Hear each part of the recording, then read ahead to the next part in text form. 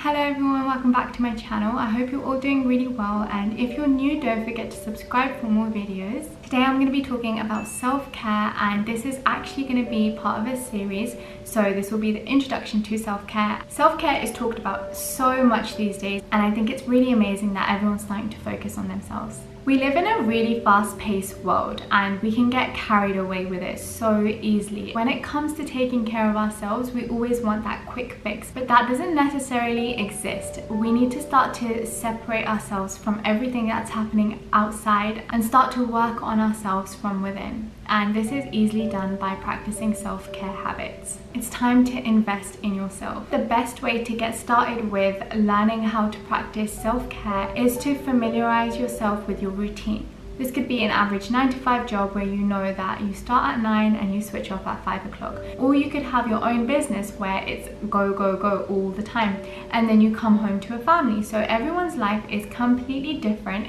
and everybody has a completely different routine.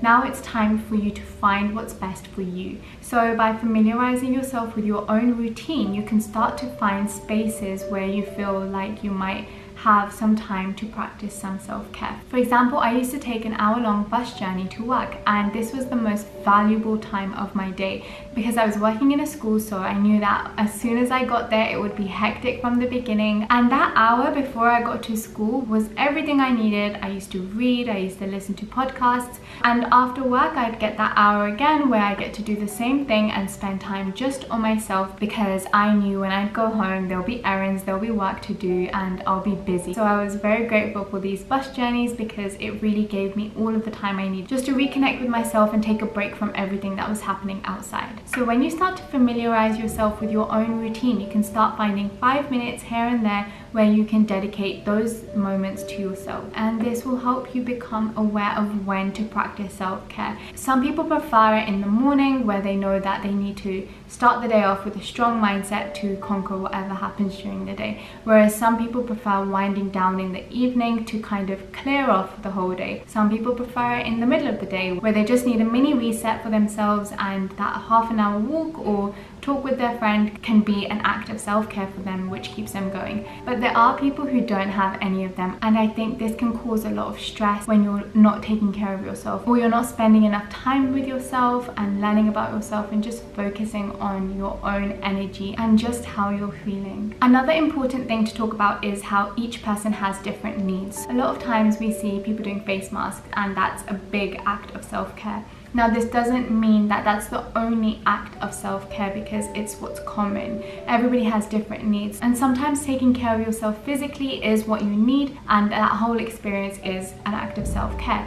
Whereas this is not always accessible, or it's not always appropriate for what you need at that time. An example of this is that you could be at work and you have your half-an-hour lunch break. Now you're having a really stressful day. You can't just pull out your favorite face mask and start applying it on at work, and even if you did that, it might not give you the same experience as doing it at home. So this is when we can start to learn about the different types of self-care and how each person needs a different type at a different time of the day or time in their life. And I'll be talking about all of these different types, like cognitive self-care, mental self-care, physical self-care, spiritual self-care, and even environmental self-care. So there's so many different things that we can start to do that will help us improve the quality of our lives by taking care of ourselves. And don't forget that each day is different. Even if you know exactly what you need and you have a very set self-care routine, then that's amazing, but we never know what each day can bring, and we have to embrace everything that life throws at us and be prepared for it. Sometimes our day could be going perfectly fine, but we get one small thing that triggers us and makes us feel a bit uneasy, and then we need to be able to recognize that and recognize what kind of self-care we need at that time. So for example, if somebody said something to us that affected us emotionally, then the best thing for me would be to talk to someone about it, and just a nice level-headed perspective on how to detach myself from this comment.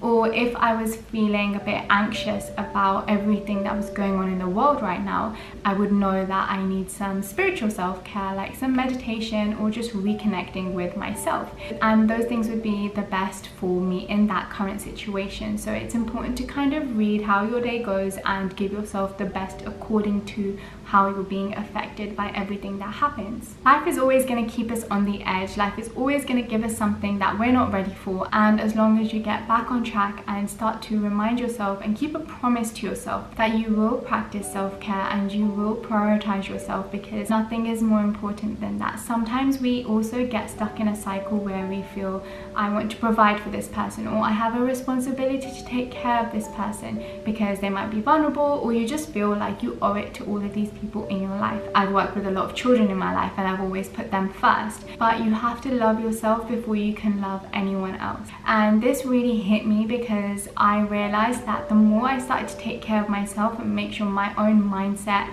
and my physical being was at 100%, I was able to give back to the people that I cared about way more. That's all for the introduction of self-care. I hope it gives you a good idea of what I will be talking about, and in my upcoming videos I'll go into more details of how we can start to practice all of the different types of self-care. I hope you're all doing well and staying safe, and thank you so much for watching. Don't forget to subscribe and share this video to whoever you think might need it. Thank you so much for being a part of this. Bye.